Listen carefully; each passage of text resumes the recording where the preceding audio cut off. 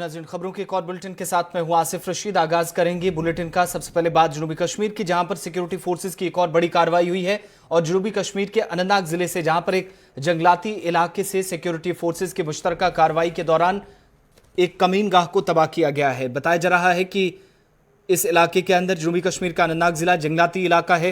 Anantnag police की यहां पर मिलिटेंट मुखालिफ कार्रवाई की जा रही थी और मिल्टन 2 के एक ठिकाने का पता चला। असला और गोला बारूद यहां से बरामद किया गया है।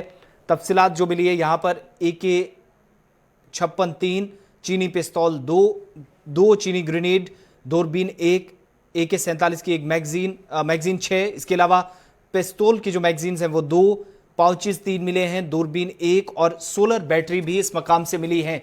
इसके अलावा पानी की बोतलें, कुछ LED बल्ब वगैरह, ये तमाम चीजें सिक्योरिटी फोर्सेस की जो मुश्तरका कार्रवाई अनंतनाग के एक दूरदराज इलाके के अंदर जंगलाती इलाके में, जहां पर मुसद्दका इतला थी, जिसके बाद पुलिस और फौज की तरफ से यहां पर कार्रवाई अंजाम दी गई और एक बड़ी कामयाबी हाथ लगी।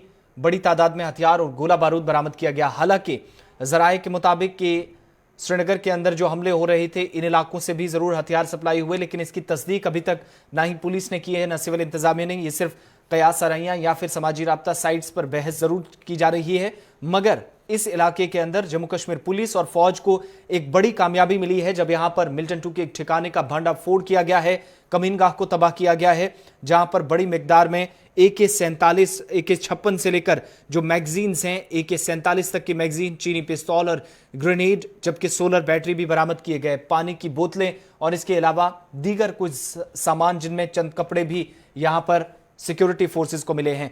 बड़ी बात यह कि इस इलाके के अंदर आमतौर पर देखा जाता था कि मामूल के मुताबिक कई बार पेट्रोलिंग भी होती थी, ऑपरेशन चलाए जाते थे, लेकिन आज के दिन में सिक्योरिटी फोर्सेस को ये एक बड़ी कामयाबी इसलिए भी माना जा रहा है क्योंकि इन इलाकों में जहां पर बर्फ भी है, बर्फ में ऑपरेशन और भी मुश्किल हो जाता है सिक्योरिटी फोर्सेस के लिए चलाना, और मुश्तरका कार्रवाई जब अंजाम दी जाती है तो कई तरह के चैलेंजेस से भी सिक्योरिटी फोर्सेस को गुजरना पड़ता है। बावजूद इसके इस कार्रवाई को अंजाम दिया गया। मंसूबा जो सिक्योरिटी फोर्सेस का था, मंतकी अंजाम तक पहुंचाया गया और मंसूबे को पाए तकमील तक पहुंचाते पहुंचाते सिक्योरिटी फोर्सेस के हाथ एक बड़ी कामयाबी लगी, जिसके लिए सिक्योरिटी फोर्सेस ने अपना ठिकाना छोड़ा था और इस इलाके की तलाशी कार्रवाई शुरू की थी। अभी तक की इतलात के मुताबिक जो हथियार और गोला बारूद, जो असला बरामद किया गया है, उसमें मजीद जांच की जा रही है, तहकीकात की जा रही है और ऑपरेशन को यहां पर वसी भी कर दिया गया सिक्योरिटी फोर्सेस की तरफ से, जिस बीच ये बड़ी कामयाबी हाथ लगी है।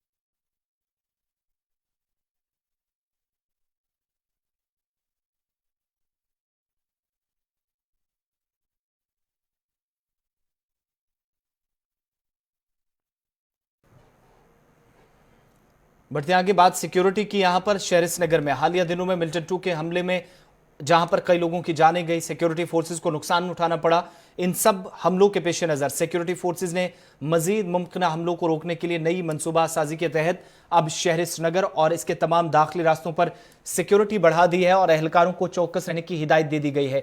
गौरतलब है कि जहां पर जुमे के रोज भी श्रीनगर के बागात चौक में मिल्टन 2 ने यहां पर दिन दहाड़े 2 पुलिस एहलकारों पर अंधाधुंध फायरिंग करके उनको जांबाग कर दिया था, शहादत हुई थी। और इससे कबल सिक्योरिटी फोर्सेस पर, जहां पर कृष्णा ढाबा इलाके के अंदर, यहां पर भी निशाना सिक्योरिटी फोर्सेस को नहीं बल्कि कृष्णा ढाबा के एक मशहूर जो यहां होटल है, उसके मालिक के बेटे को, आकाश मेहरा को जख्मी किया गया था हमले में, और इस हमले में वो बाल बाल बच गए थे। लेकिन ये दोनों हमले जहां पर वादी के दौरे पर उस वक्त हुए थे जब गैर मुल्की सफारतकार वादी कश्मीर में थे, पहला हमला उस वक्त हुआ था, और जब दौरा खत्म हुआ तो स्निचर को पुलिस और CRPF और दीगर नीम फौजी दस्ते जो थे, आला अफसरान की क़यादत में श्रीनगर के अंदर मीटिंग हुई और इन तमाम मामलात को डिस्कस किया गया। पुलिस कंट्रोल रूम में मीटिंग और शहर में मिलिटेंट हमलों से महफूज रखने के लिए शहर को और आम शहरियों को मनसूबाबंदी पेश की गई, मनसूबा साजी पेश की गई। और इस मीटिंग की सदारत inspector general of police Kashmir zone Vijay Kumar ने की। उनके हमरा IGP CRPF के अलावा कश्मीर ऑपरेशन और चारू सिन्हा जो कि इस मीटिंग का हिस्सा थी, IGP वस्ती कश्मीर अमित कुमार भी इस मीटिंग का हिस्सा रहे, डीआईजी सीआरपीएफ शुमाली श्रीनगर के, वो भी इसका हिस्सा थे। डीआईजी सीआरपीएफ जनूबी श्रीनगर, डीआईजी एसएसबी के अलावा जिला श्रीनगर के तमाम जोनल एसएसपीज और श्रीनगर में तैनात सीआरपीएफ और एसएसबी के तमाम कमांडेंट्स जो हैं उन्होंने भी शिरकत की। मकसद सिर्फ ये था कि शहर के अंदर हिफाजती इक़दामात कैसे मजीद सख्त और बेहतर किए जाएं। सयाहती सीजन के अलावा अमरनाथ यात्रा भी रवां वर्ष मुनक्किद होगी और गुज़श्ता हफ्तों से वादी में चंद मकामात पर, खासकर जम्मू श्रीनगर शाहराह पर, जिला अनंतनाग में बिजबेहाड़ा इलाके में जहां पर 2 आईडी धमाके भी किए गए थे। और प्रेस कॉन्फ्रेंस के दौरान कश्मीर जोन के इंस्पेक्टर जनरल ऑफ पुलिस विजय कुमार ने कहा था कि आने वाले दिनों में यहां पर मौसम गर्मा में जम्मू कश्मीर में मिलिटेंट हमले के वाक़ात के पेश नज़र सिक्योरिटी बढ़ाई जाएगी और इस तरह के वाक़ात में इजाफा करने की साजिश भी है। ताहम सिक्योरिटी फोर्सेज और इन साजिशों को नाकारा बनाने के लिए मंसूबे में मसरूफ़ हैं। सिक्योरिटी अफसरान ने साफ कर दिया है कि जहां पर कल भी आला सतही मीटिंग हुई, इस मनसूबाबंदी की शुरुआत है। अफसरान से बातचीत करते हुए आईजीपी कश्मीर ने इस बात पर जोर दिया है कि शहर श्रीनगर में जहां पर मिलिटेंटों के जो मजमूम मंसूबे हैं उनको नाकाम बनाने के लिए तमाम अहम इदारे और मकामात की सिक्योरिटी निगरानी को बढ़ाना इंतहाई अहमियत का हामिल है, वक्त की अहम ज़रूरत है। उनने इस बात पर भी जोर दिया है कि शहर श्रीनगर में पुरअमन माहौल को यकीनी बनाने के लिए तमाम ज़रूरी इकदाम किए जाएं और शहर के अंदर उन्होंने अहम और हसास मकामात पर 24 घंटों नाकों के साथ साथ हमवक्त चौकियों, हुजूम वाले इलाकों में अचानक और महदूद मुहासरों की तलाशियां या फिर तलाशी कार्रवाइयां, दाखिली और खारजी रास्तों पर निगाह रखने के अलावा मुश्तबा अफराद की नकलो हरकत की जांच पड़ताल और ड्रोन के जरिए शहर की निगरानी पर जोर दिया। और निगरानी अहमियत, जो ड्रोन के जरिए निगरानी होनी है श्रीनगर के अंदर, सिटी के अंदर, उस अहमियत पर भी जोर दिया है ताकि आम शहरियों को भी नुकसान से बचाया जाए और इस बीच सिक्योरिटी सूरत हाल पर भी लगातार 24 घंटे नजर रखी जा सके।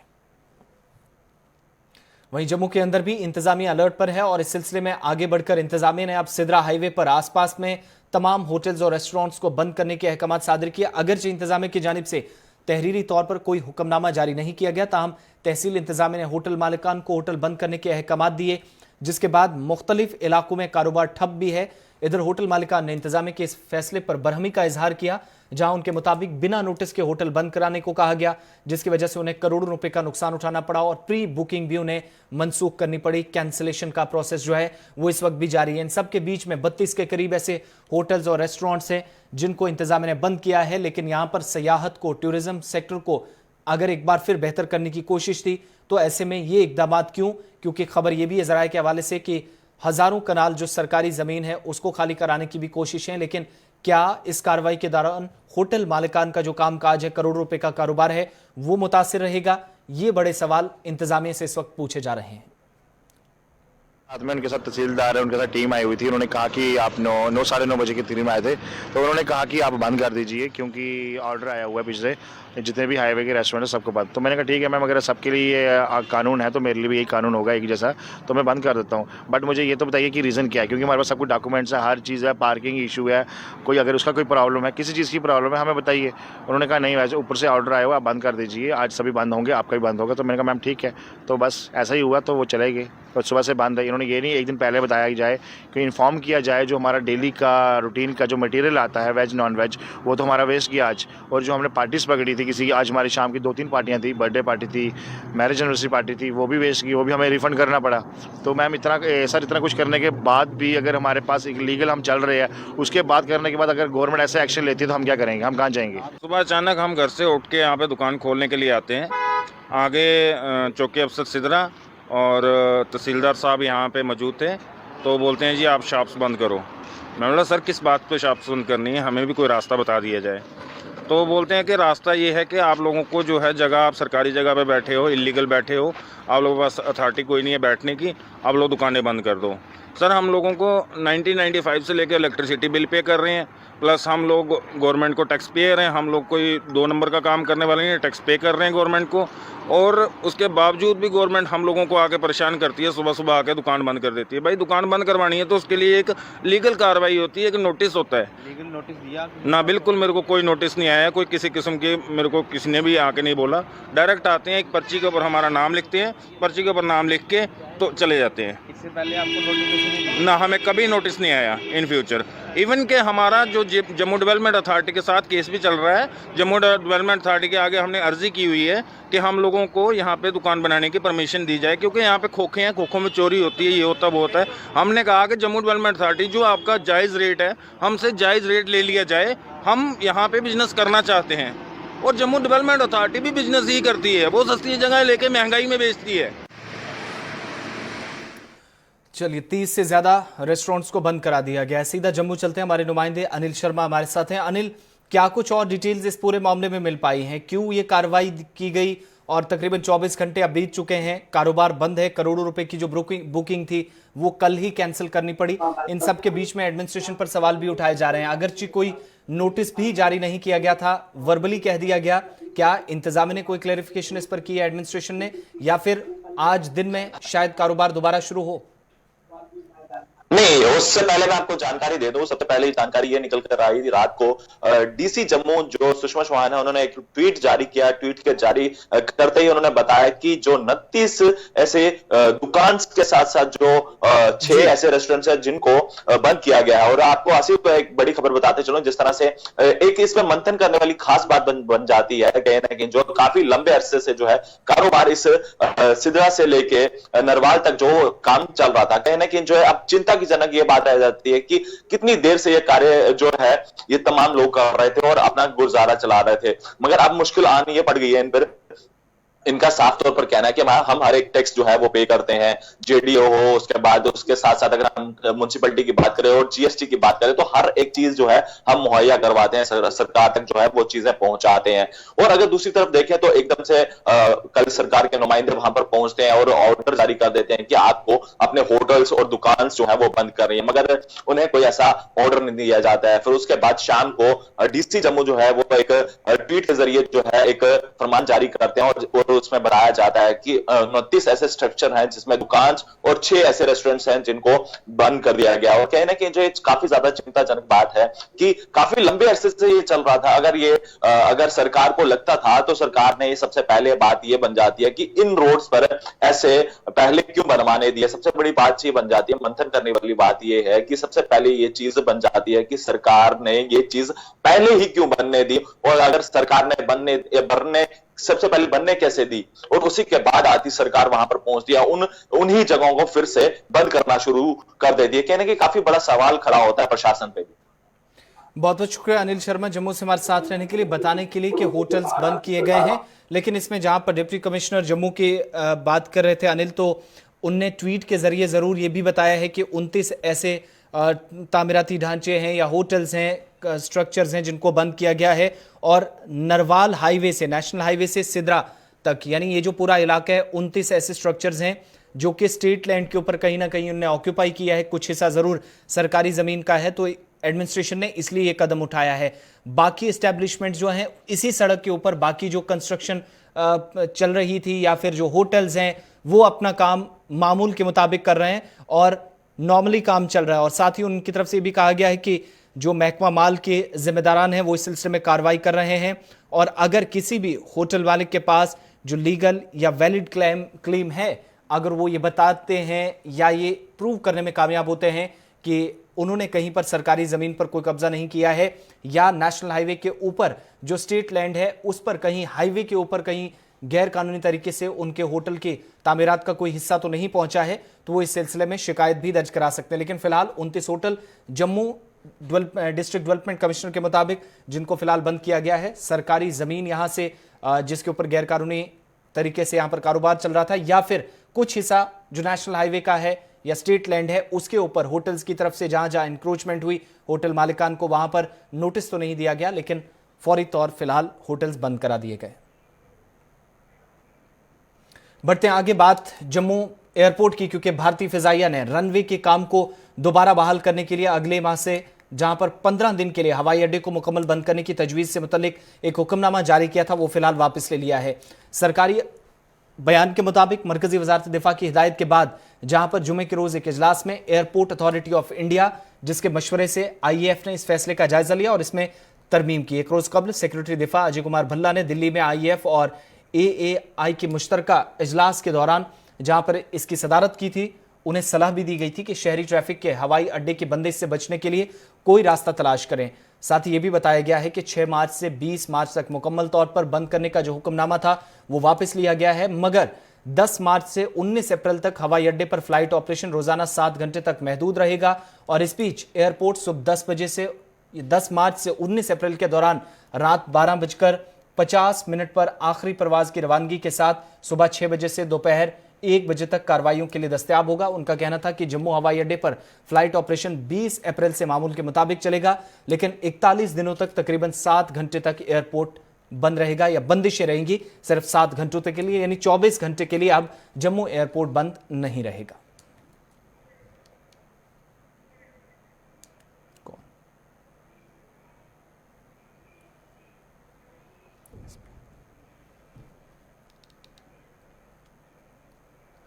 बात मशरकी लद्दाख की, जहां पर solar heated military tent Sonam Wangchuk ने लद्दाख की पहाड़ियों पर मुतारिफ कराया है, जहां सरमा के दौरान सरहदों की हिफाजत पर मामूर सिक्योरिटी फोर्सेज के अहलकार, खासतौर से फौज और ITBPF के जवान आसानी से सर्दतरीन रातें गुजार सकेंगे और मुल्क की हिफाजत को भी यकीनी बनाएंगे। बताया जाता है कि इस टेंट में जहां पर मनफी दर्जा हरारत में भी बेहतरीन तरीके से अपनी खिदमत अंजाम दे सकते हैं और ऑपरेशन को जारी रखा जा सकता है।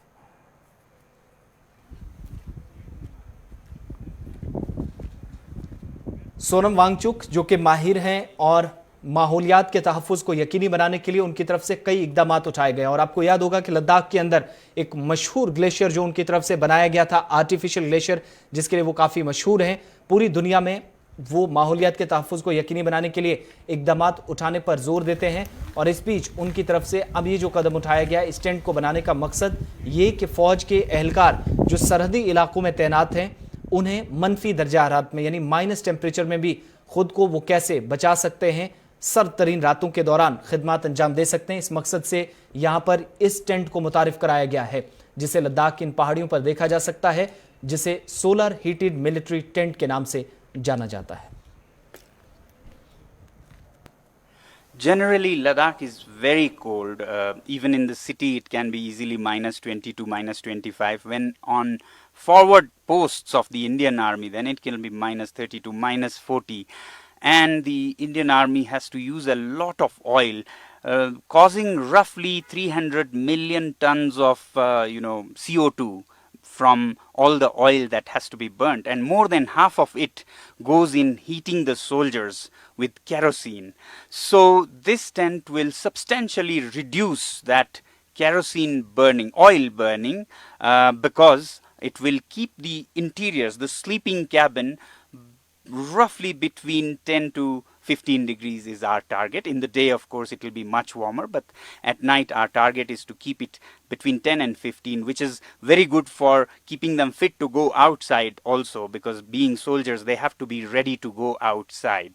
Now, if you look at this tent, it's all very insulated, highly insulated on the north, east and west. On the south, there is heat storage or heat bank, which collects the heat and releases at night to keep it warm at night also.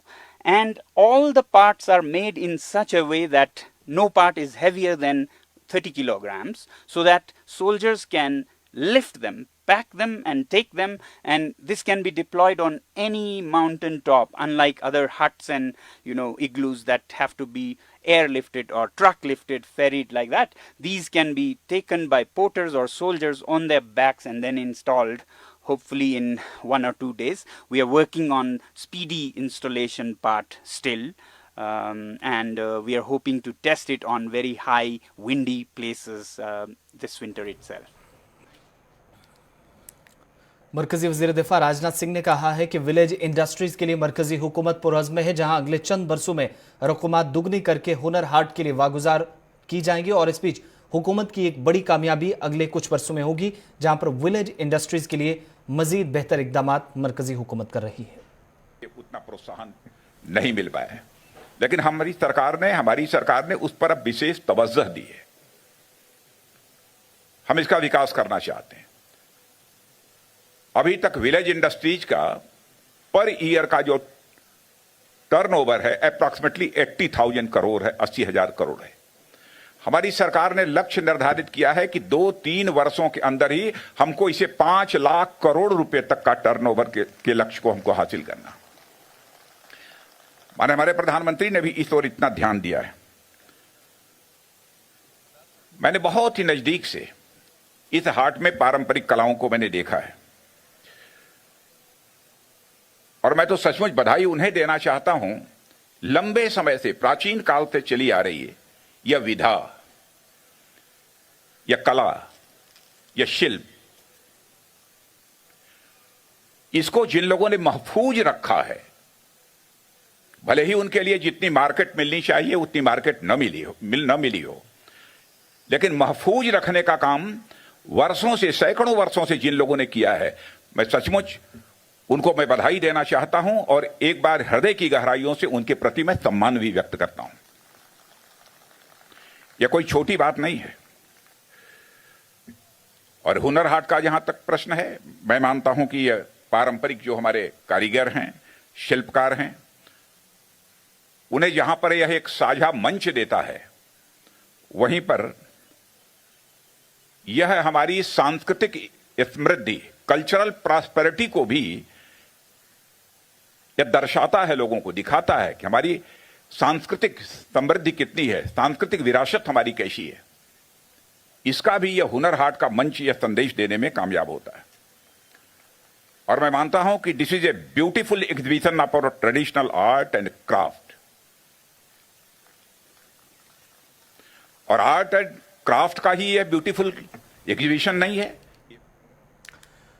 Jammu Kashmir की मुख्तलिफ अजला में हुकाम की जानिब से जहां पर कई मकामात पर काश्तकारों को, बिलखुसूस बाग मालकान को सब्सिडी पर पौधे लगाने के लिए दिए जा रहे हैं, जिसका मकसद जम्मू कश्मीर के अंदर काश्तकारी के फरोग के साथ साथ किसानों की सालाना आमदनी को दोगुना करना है। सरहदी जिले पुंछ में भी महकमा हॉर्टिकल्चर की जानिब से एक बार फिर उठाए गए इकदाम के तहत फलदार पौधे जो कि सब्सिडी पर काश्तकारों तक पहुंचाए जा रहे हैं, जिसका मकसद है इन दूर दराज इलाकों में हाई डेंसिटी वाले इन पौधों को लगाना है ताकि काश्तकारों की सालाना आमदनी भी दुगनी हो और साथ ही महकमे के कामकाज को भी मजीद वसअत मिले।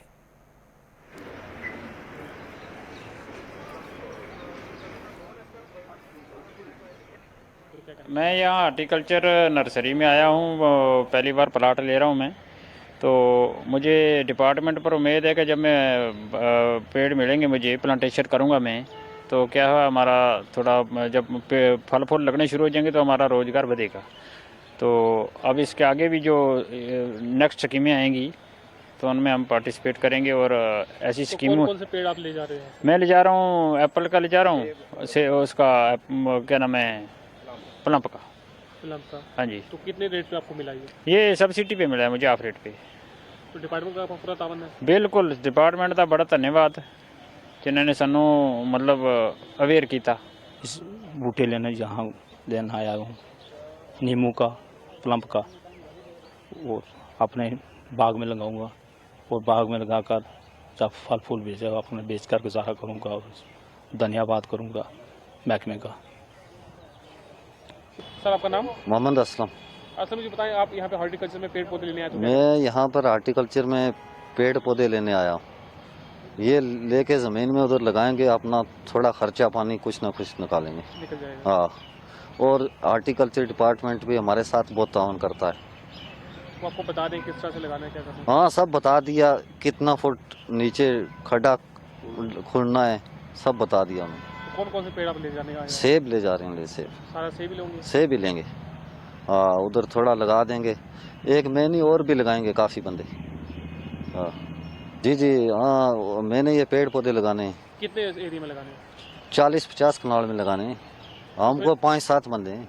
तो डिपार्टमेंट आपको किस तरह की मदद कर रहा है? डिपार्टमेंट बहुत सही मदद कर रहा है। हमारे पास कैपेक्स में हाई डेंसिटी प्लांटेशन पे भी काम हो रहा है, तो उसमें भी हाई डेंसिटी एप्पल जो है जिसका यहाँ बहुत बड़ा स्कोप है वो लगवा रहे हैं। पीकर नट यहाँ पे ज़्यादा स्कोप है पुंछ में, खासकर जितने हमारे ये प्लेन एरिया हैं और ये सनी एरियाज़ हैं, तो इन पंचायतों में हमारा पीकर नट क्या है बहुत अच्छी पैदावार फार्मर ले भी रहे हैं और उसमें हर साल हम जो है पीकर नट को बढ़ोतरी के लिए यहाँ पे ज़मींदारों को पौधे मुहैया कराते हैं और जहाँ जहाँ पे भी हमारे पीकानट की प्लांटेशन हुई है।